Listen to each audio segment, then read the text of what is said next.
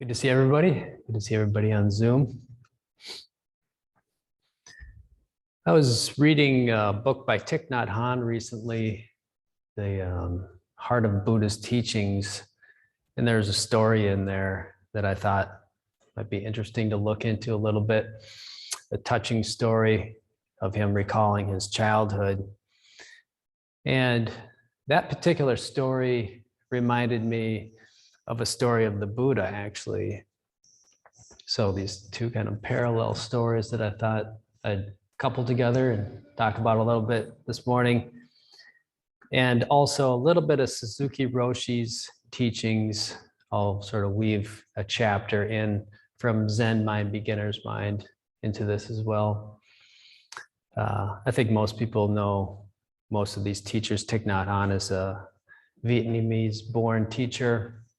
He passed away just recently, and just a very influential figure in Zen Buddhism.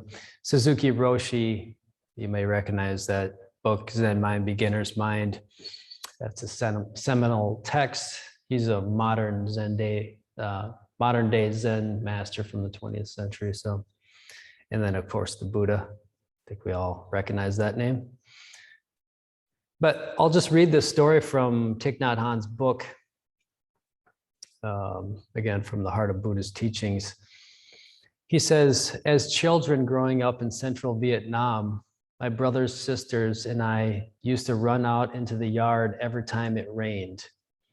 It was our way of taking a shower. We were so happy.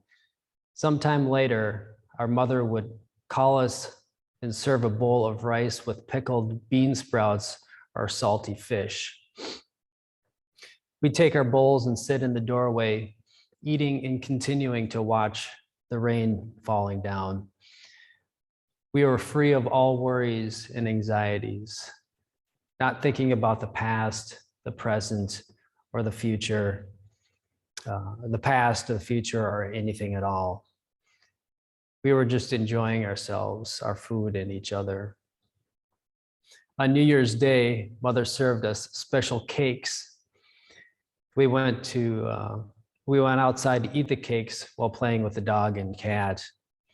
Sometimes our New Year's clothes were so starchy that they squeaked as we walked. We thought we were in paradise. And Thich Nhat Hanh says, even today, you and I can return to this peace every time we breathe in and out mindfully. Our true home is this present now. So I thought, I don't know, when I read this, just had a kind of warm quality to it, but then also a wisdom in there that it's maybe a little hard to pin down. You got to think of wisdom as we think of it in the Western world, kind of maybe as somebody who, wise character, who's sort of dispensing judgment, to try to alleviate some sort of situation, or somebody who's kind of quick-witted or something like that. But here, it's just a simple story, a very human story about actually recognizing peace when it's right here in front of us. And as I said, this story made me think of a story from the Buddha. I don't think he actually talks about it, Thich Nhat Hanh, in this particular chapter. And you may recognize this story. I'll just go ahead and start it, and I won't explain too much about it ahead of time. But it's a story from the Pali Canon, the Pali Canon is a set of original teachings in different sections. And then one of the sections is a section of sutras, which are recorded sayings, discourses of the Buddha. So the Buddha will have interactions with different people, and it's a voluminous record, this original set of teachings. And this is just one story from that collection of sutras or discourses of the Buddha.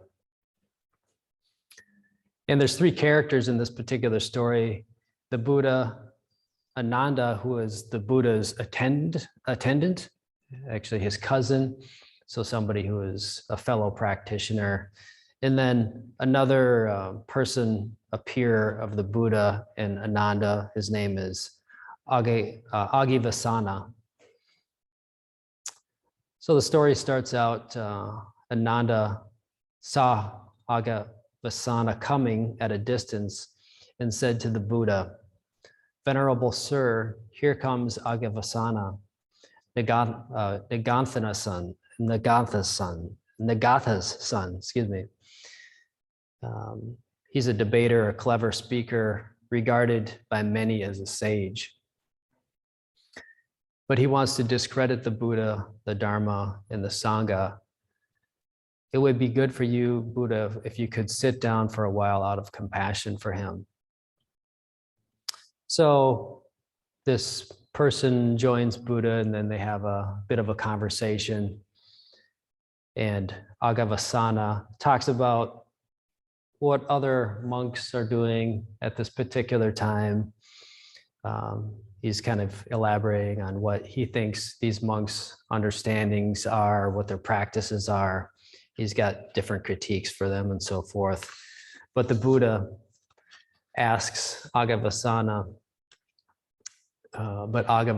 what is your understanding of body and mind? So Agavasana kind of explains a little bit more about what he sees in the current practices. And generally that was practices of austerity. And he's kind of just, again, giving his opinions on this. And then from there, the Buddha offers his teachings to Agavasana. He says, the Buddha says, usually encountering a pleasant feeling, a person craves after pleasure and continues to crave after pleasure. That pleasant feeling inevitably ceases. With that sensation of the pleasant feeling, a painful feeling arises. Touched by that painful feeling, that person sorrows, grieves, laments, and becomes distraught. So the Buddha is presenting both pleasure and an undesirable situation. So very much a human predicament. And he's, I think, indicating to us that we can see craving as something that is very much a human quality as well. Even with pleasure, he's talking about right there with the pleasant feeling, we crave that it continues. There's a desire for it to persist. And then the Buddha continues, he says, with any pleasant feeling that has arisen, it garners our full attention, and it remains because it's being grasped. And when a painful feeling has arisen, that also garners our full attention and remains because there's a grasping of mind. So here the Buddha is talking about a pleasant feeling, and when that's happening, it is occupying our mind. It's something that we've identified as something pleasant, and it's something that we want to continue. Or a painful feeling, that as well garners our full attention.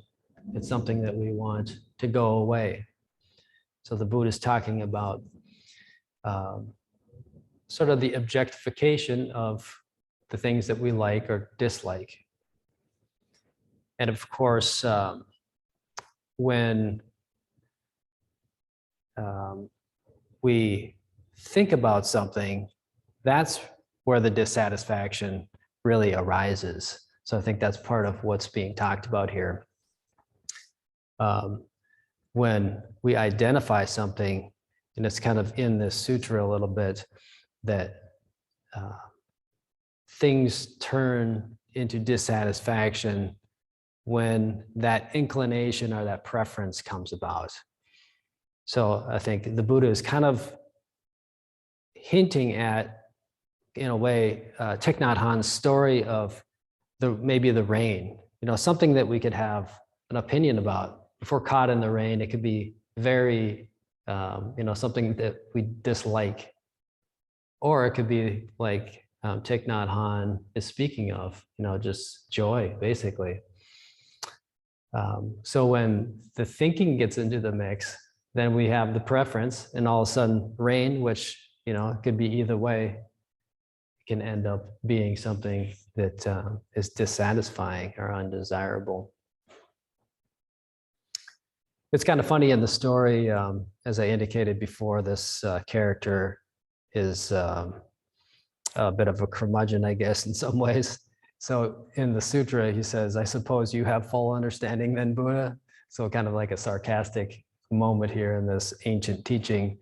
But the Buddha says, "Surely, Agavasana, your words are discourteous, but I will nevertheless kind of continue to elaborate a little bit." And then the Buddha from there, he lays out a picture of what his journey has been to Agavasana. His years of wandering and really pondering, what is this craving, or what is human suffering, in light of the pleasure and dissatisfaction that comes up in human life. So the Buddha talks about his quest and sort of presents this as a hypothetical in some ways to Agavasana. He says, suppose that in my quest to resolve craving, I engaged in stringent techniques. I clenched my teeth and pressed my tongue against the roof of my mouth and constrained myself trying to suppress mind with mind. Or suppose that I started a practice of severe austerity, taking little food, a handful each time, my body reaching a state of extreme emaciation, so my limbs would become like jointed segments of vine stems or bamboo stems. So little food that my ribs jutted out as gaunt as the crazy rafters in an old roofless barn. And he did partake in those particular practices, and he said that such painful feelings arose in him, but he was engaged in such strenuous concentration that the usual preferences of pleasure and pain didn't necessarily consume his mind like it normally would. So there was strong concentration in that, but the Buddha recognized that there was no peace in what he was doing. He was just kind of following what other people were doing in the particular traditions of the time. And the Buddha said, whatever recluses and Brahmins of the past have experienced, their painful and racking, piercing feelings due to exertion, this is the utmost, and there is none beyond this. So he was saying that the level that he reached with these levels of austerities, asceticism, refraining from eating, anything beyond this would have been to starve oneself. So he's just saying that it would not be possible to take this any further than what I have. If you thought that this was some sort of solution to understanding human suffering, you couldn't take it any farther than what I have. And he said, by these racking practices and austerities, I have not attained any true understanding or any distinction in knowledge and vision worthy of the noble ones.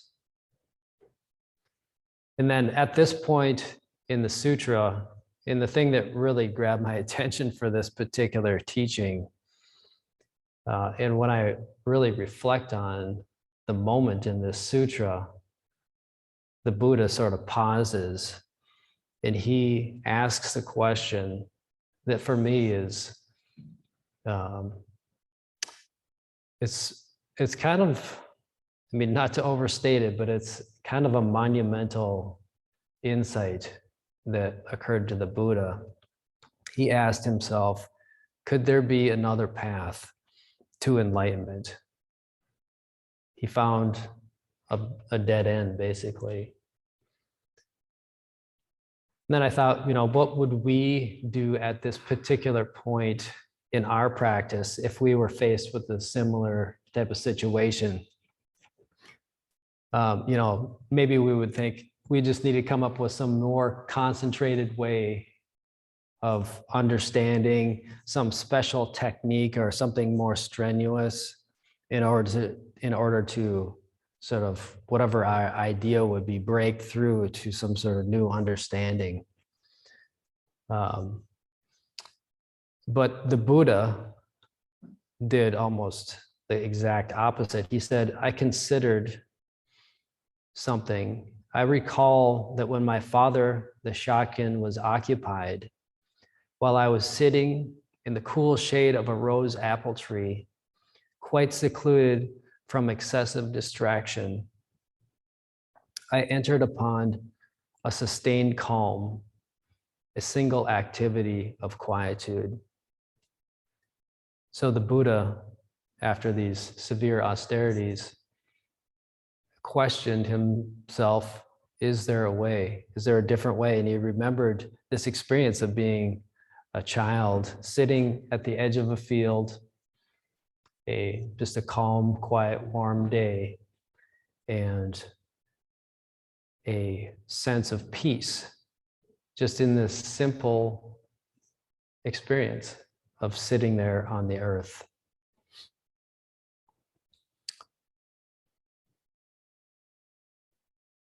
So it's, I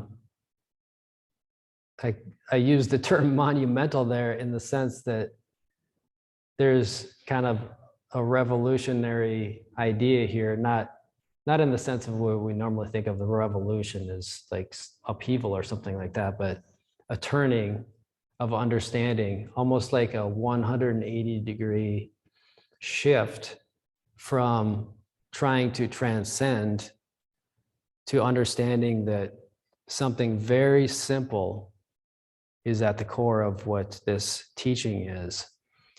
The truth of everyday experience, not trying to get out of the world and transcend into something special, but this clue of his memory as a child, this very everyday experience, he,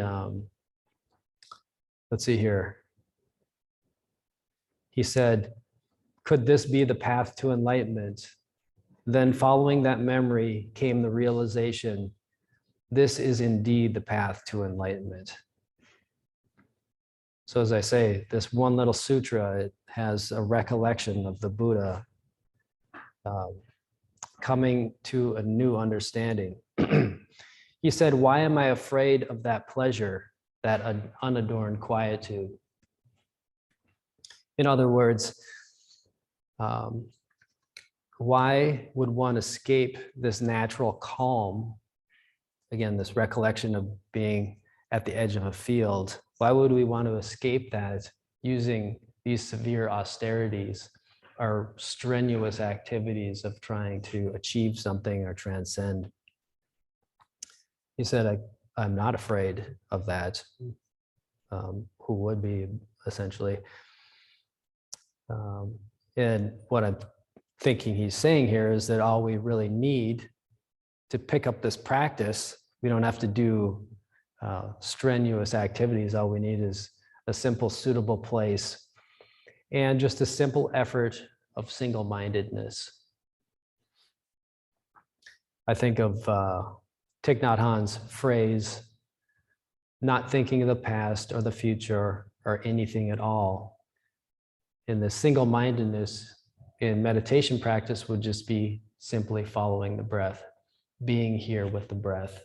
Very simple, very human activity. The Buddha said, I considered it is not possible to find calm with a body so excessively emaciated. Now, when I had eaten solid food and regained my strength, I diligently engaged in concentrated awareness with a single activity of mindfulness.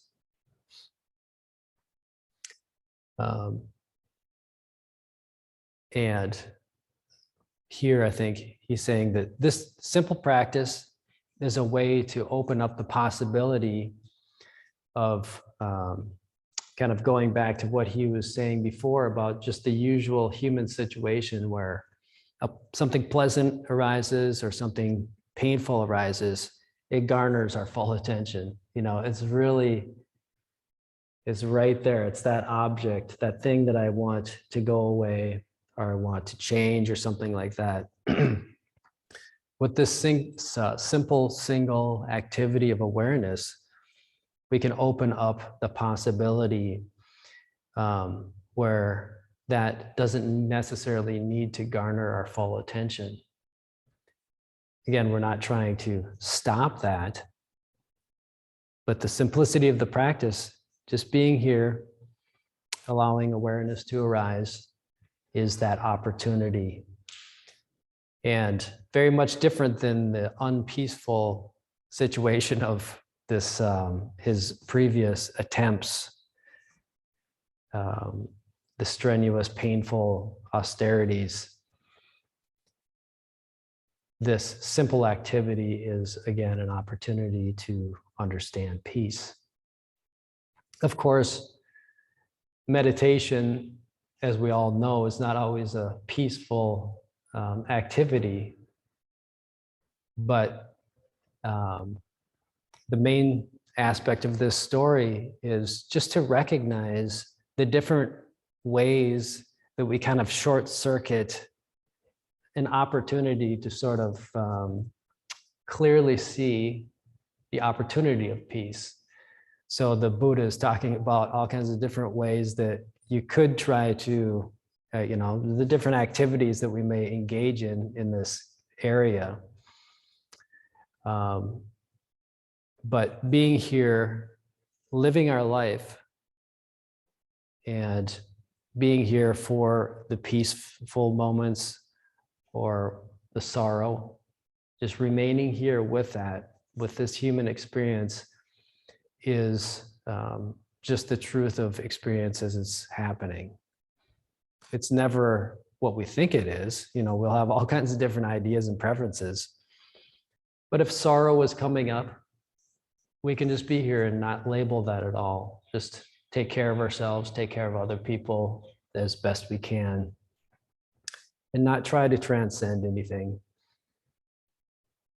At the end of this discourse, the Buddha said, when the talk is finished, agavasana, then I steady my mind, quieten it, bring it to a singleness, and concentrate on the same as before.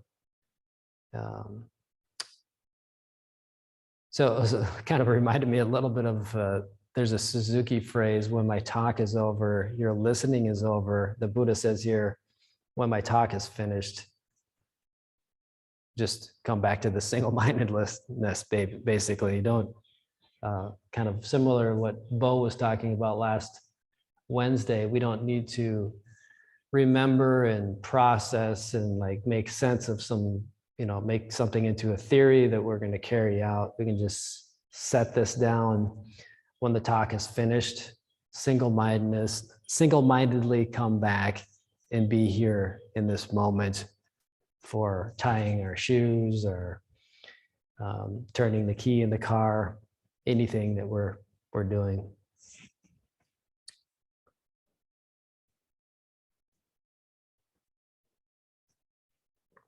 Again, just being here for the human experience.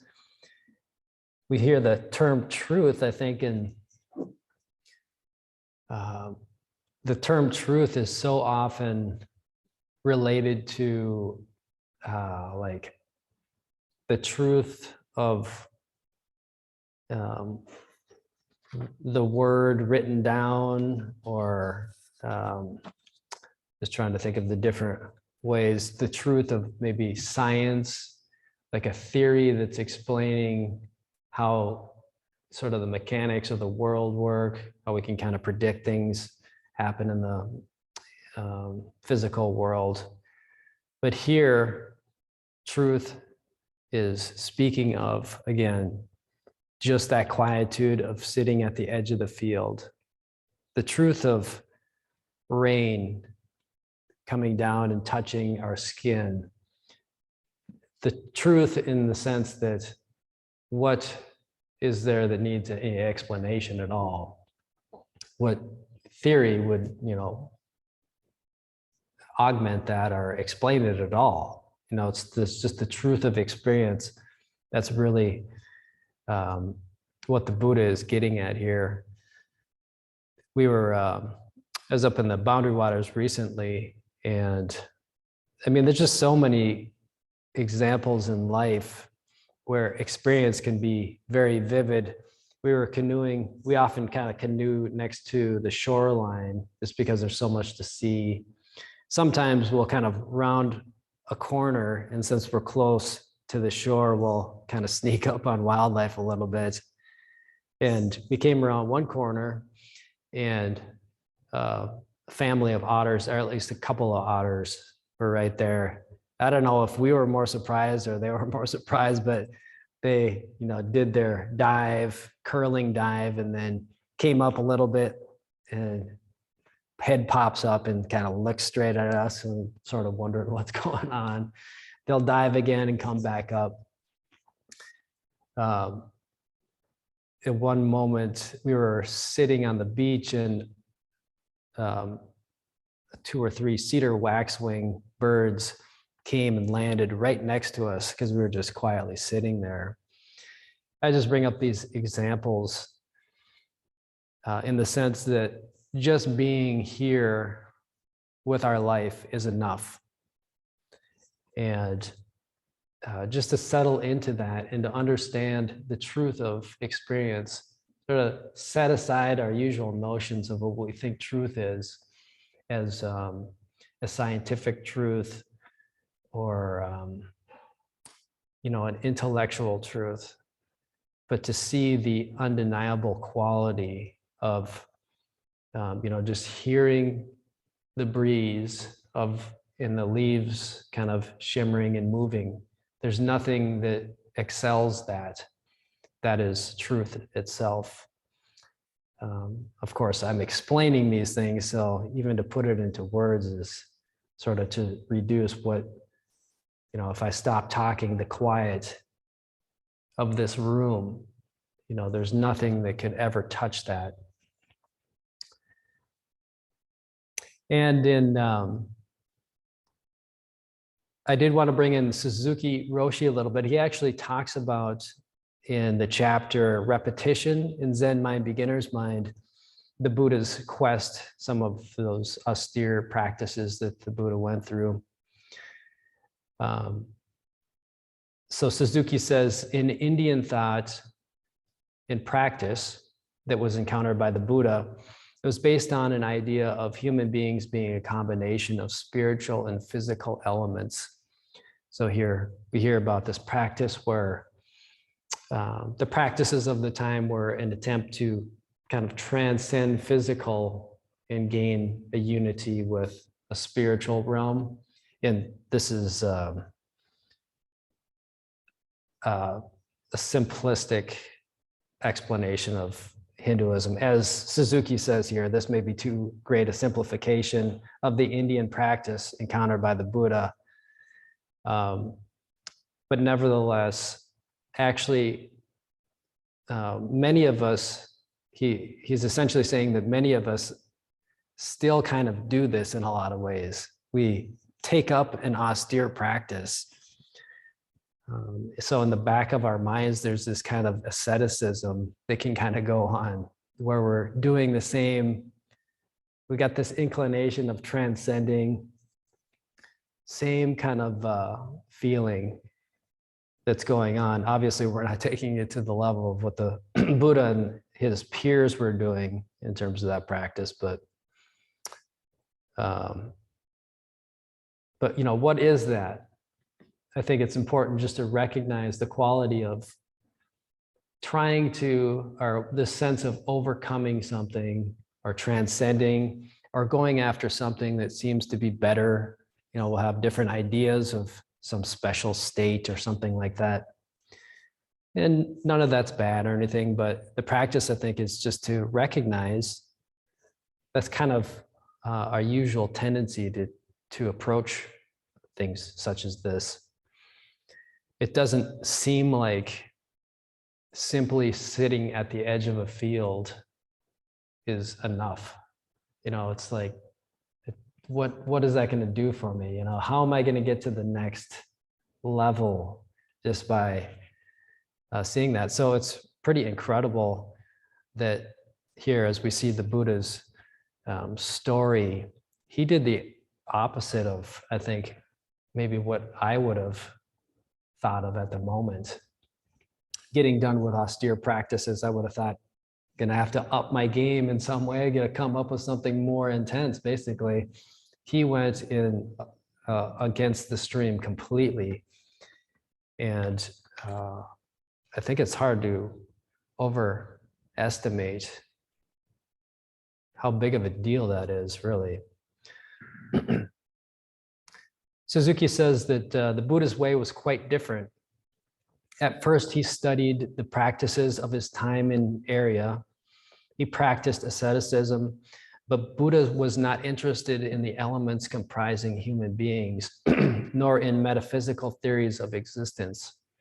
He was more concerned about he himself existed in this moment. So again, the rain or sitting next to a field, this moment of experience. Suzuki says that was the Buddha's point. Suzuki goes on to say that bread is made from flour. How flour becomes bread when put in the oven was for Buddha the most important thing. In order to find out how dough became perfect bread, he made it over and over again until he became quite successful. So this repeated or regular practice. Suzuki says that was his practice, but we may find it not so interesting to cook the same thing over and over again every day. It is rather tedious, you may say. It is rather tedious, you may say. If you lose the spirit of repetition, it will become quite difficult. But it will not be difficult if you're full of strength and vitality. Anyway, we cannot keep still. We have to do something. So if you do something, you should be very observant and careful and alert. Our way is to put the dough in the oven and watch it carefully. Suzuki says, there is no secret in our way. Just to practice sitting meditation, zazen, and put ourselves into the oven is our way. There is no secret in our way, he says. And I think was drawn to these stories, Thich Nhat Hanh and the Buddha.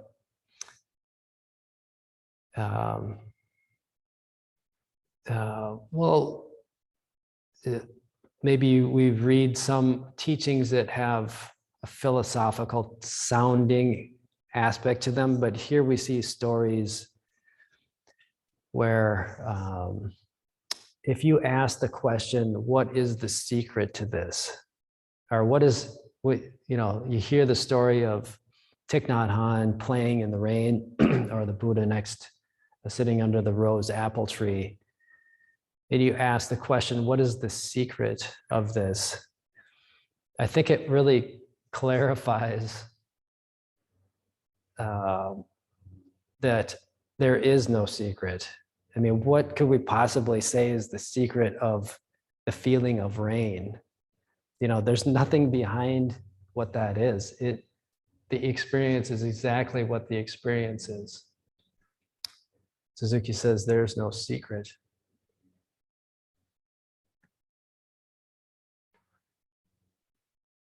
In Thich Nhat Hanh's story, he ends that particular reminiscing with another short paragraph. He says, growing up, eventually growing up, we began to worry about homework, the right clothes, the right job, and supporting our family, not to mention war, social injustice, and so many other difficulties. We thought our paradise was lost, but it was not. And I'll read again. He said, even though you and I can return, even today, you and I can return to this peace. Every time we breathe in and out mindfully, our true home is present right now. And I thought this was in usual Thich Nhat Hanh fashion. He has a way of recognizing. I mean, if you look at Thich Nhat Hanh's life story, it really is incredible what he had gone through with the Vietnam War and refugee problems, the horrific situations that he and his country people were facing. Yet you have this figure who can have a composure and communicate a peace and compassion, which I think really gives this story of simple human experience a true power to it, that we can actually, with this sustained, single-minded dedication to life, we can address the things that are happening in the world. We can really put our full energy in helping others and trying to take care of ourselves. So it really is in contrast to kind of what I think about even what the usual methodology would be. Say I'm thinking about a conversation that I would have with somebody, a political conversation or something like that. And right there, kind of this ascetic type of practice of trying to control, it's just a similar version of that, where my viewpoints will come up about a particular political ideology and how strongly I may be holding to those, with the notion of, like asceticism, trying to transform something. I'm trying to change the other person's mind, and to just try to squash that would be another form of asceticism. So the practice again is this simple quietude, single-minded practice, and just to see the difficulty. There's plenty of opportunities to see how I myself end up stirring the waters more than I ever thought I was or noticed that I was.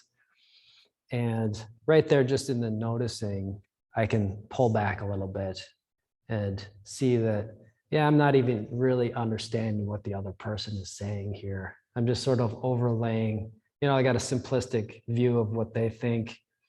So many times, both ourselves and other people were saying things that don't really reflect what we're actually feeling anyway. We're just sort of using political ideology to sort of give ourselves some sort of temporary comfort. So again, this simple practice, I think, is a way to let those things be revealed kind of in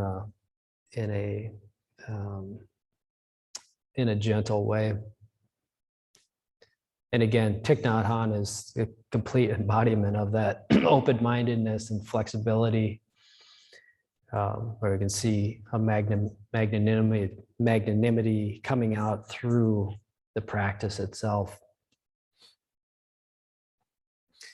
So Suzuki says, actually, this is in a slightly different area related to, I thought it was related again to the tendency to kind of want to control, again, this sense of austere measures or trying to transcend or whatever. He says, if you try to stop your mind, that will only be a burden for you. Do not try to stop your mind, but leave everything as it is. Then things will not stay in your mind so long. Things will come as they come and go as they go.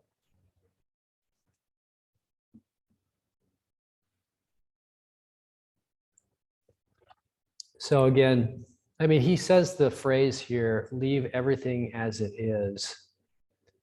And I think that can be heard, and then we think, well, what about the problems in the world? Is that just to not do anything? I think we can see a subtlety of what he's getting at here. And it gets back to just seeing or noticing how we do tend to try to control things. That's very enticing for us. I think of in relation to trying to address issues in the world, I think about the people who are I'm most impressed with in terms of what I think ultimately the world needs, and it tends to be people who are very hands off in a sense that they're not trying to get in there and manipulate things. Just the presence of people like that is a great influence for the rest of us. So I think that is related to leaving things as they are. We can do that, but then also be very here in this relative world to address whatever needs to be addressed. We have to make decisions moment by moment. But if we can do with a mind that has more flexibility, I think it just opens up a chance to have understanding for each other. So Zen is definitely not about transcending. I think it's actually to see through the notion of transcending. To look at our sense of control, how we desire to control, and just simply seeing it as a burden, as Suzuki is suggesting to us. And to notice that the ideal that we may be having or holding is going to remain nothing more than an idea. It may be provisional and helpful in some situations, but it'll be never more than that. Alternatively, our practice can just be to sort of sit underneath that rose apple tree and really stay here, come back or resume this practice of awareness. It may seem kind of boring, the repetition of it, as Suzuki talks about, but that's really what he's getting down to, is understanding the importance of a regularity, not only in sitting practice, but knowing that we can come back and to this moment in whatever situation is happening in our life. I always love that phrase that comes up in Zen Mind, Beginner's Mind. it's kind of peppered throughout the book. Suzuki says, "Do not be bothered by your thinking," which is, I love that one. It's so simple, and in some ways, it's kind of like we can do that, you know, just settle a little bit, and I mean, it's a challenge definitely at times, because really, speaking from my own experience, the thinking that happens can be pretty strong and compelling, but I think he's speaking again to that soft touch type of understanding. Just don't be bothered by our thinking. Katagiri says to pat your head, pat yourself on top of the head, and come back to this moment. So that's all I have. I thought there were a couple of nice stories there.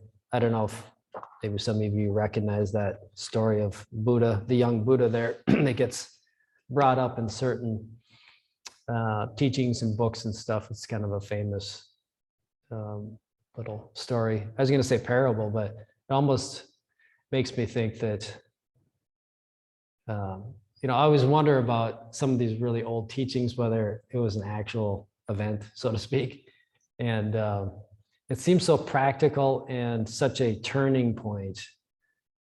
I think, I can now imagine that kind of being as a historical event, which is just like, I put it next to other historical events, and it's just kind of like, it's incredible to think if that hadn't have happened, would we have the teachings of the awakened right now, which is really quite incredible. But that's just me. I don't mean to, I tend to maybe talk about it a little too much. But does anybody have any thoughts or questions or comments at all? Yeah, Bo. Yeah, thanks so much. Really enjoyed it. I hadn't. Oh, we're gonna send you the mic so Zoom folks can hear you. Yeah. Yeah, so thanks for your time. I really enjoyed it. Sure. I hadn't thought of that way of revolutionary that probably was at that point in time. Today, how revolutionary in a way this practice is so counter to our usual way of going after something or transcending. I had that idea of transcendence in that way, the way that you put it before. And so it reminded me, of course, of what is it, do the backwards step and turn it work and make the self, and so I think a lot of our teachings point to this stuff. Yeah, I think that was what I was going to say. But thank you so much for your time. I really enjoyed it. But I do try. Actually, this is the other thing I was going to say. I've been reading Dogen's show, and so in the first chapter in this translation, I did notice that one of the words that I used was transcendence. And I don't know if this is like a translation type of thing, but I read it a couple of times, and it seemed like they were using the word transcendence in its usual way, transcend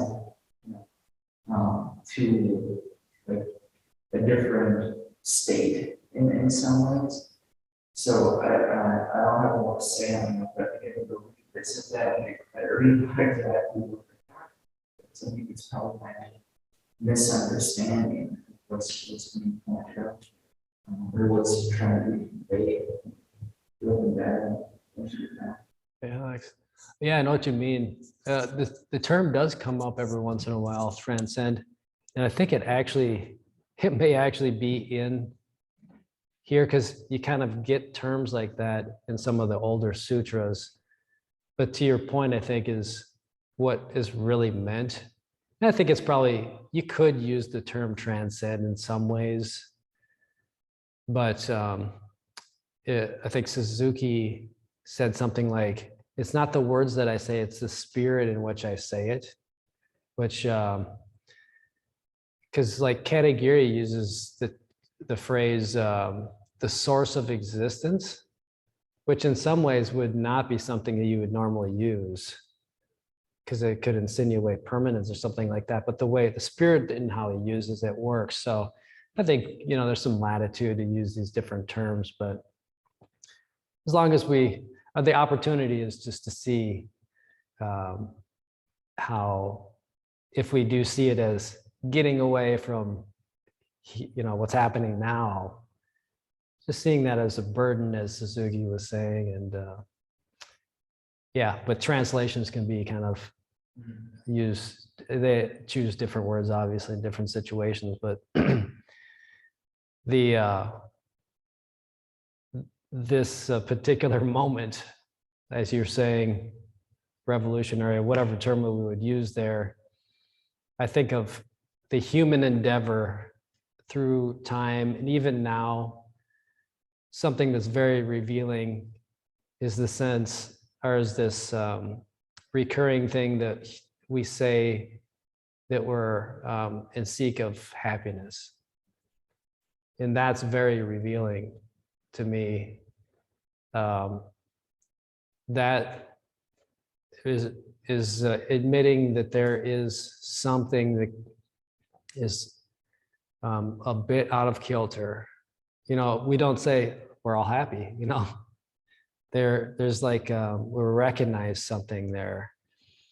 And then you kind of think about the history of humanity, and really that's what we've kind of been doing the whole time, seeking to make ourselves comfortable, which is very, there's nothing wrong with any of that, or we kind of want something better.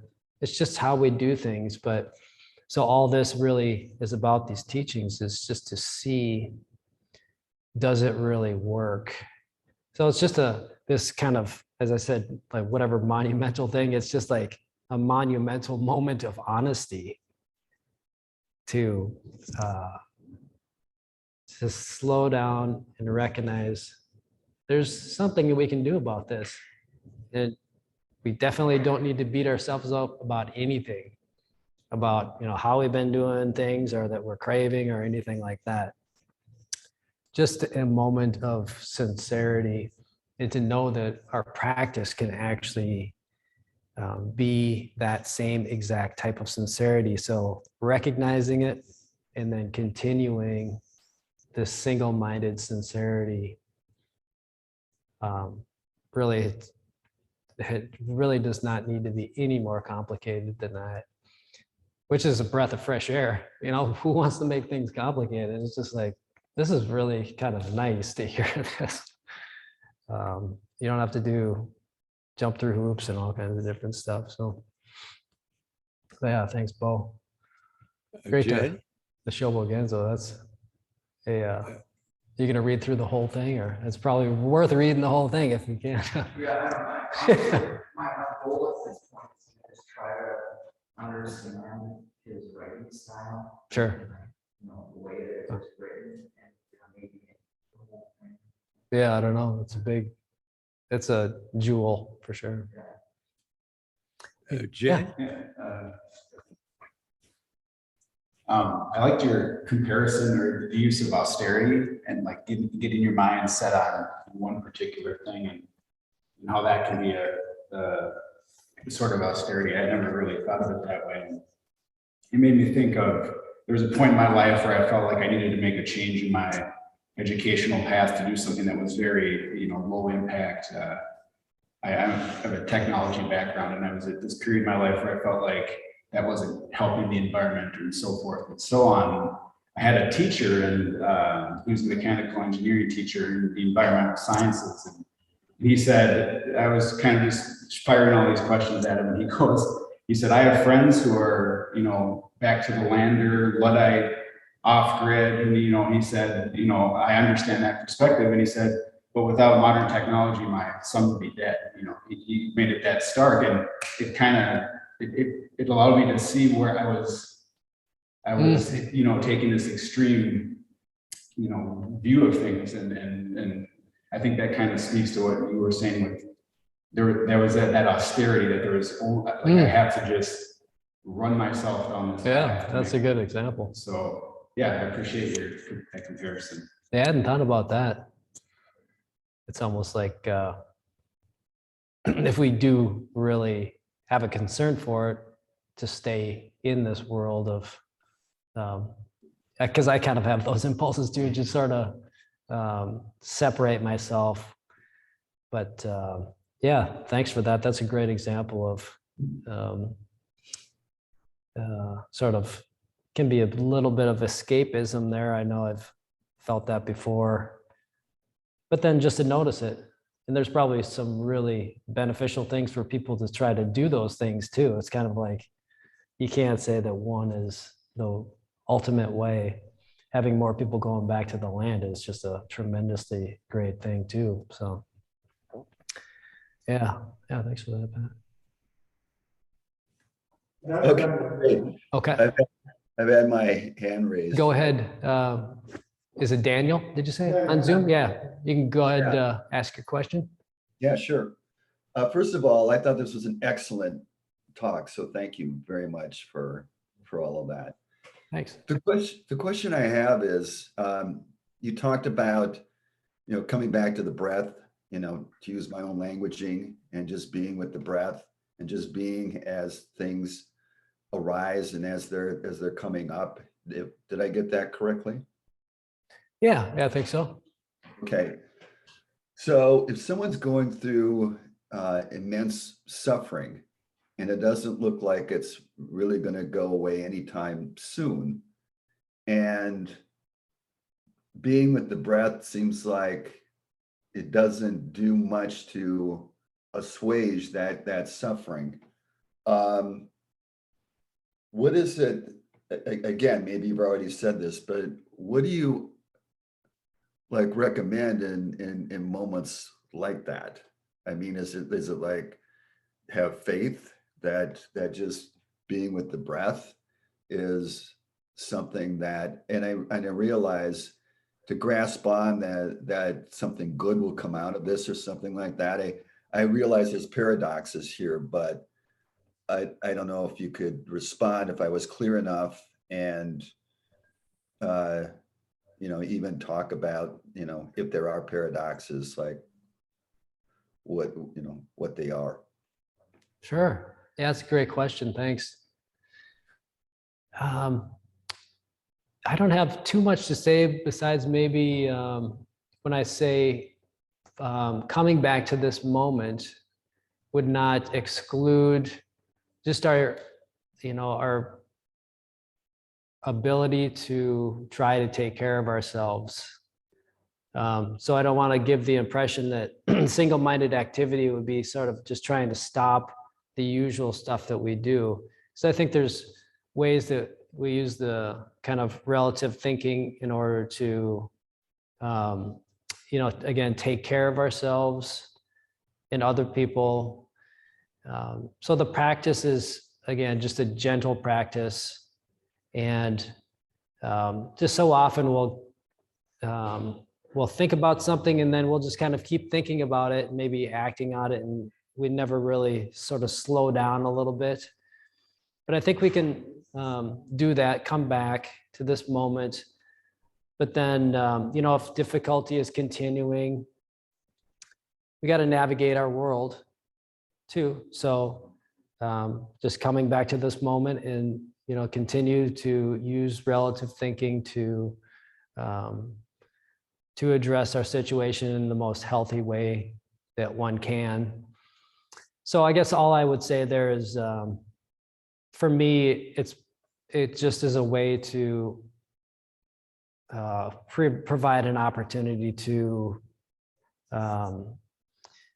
just have a bit more a softer touch. I guess I used that before, but that's really maybe all I'm saying there. So yeah, we gotta, don't want to try to control anything too much or make it into single-mindedness into something particular. We got to live our life and pay attention to the practical side. So I'm not sure if that quite answers your question, but Thanks for the question. We're a little bit over. We can talk more later too.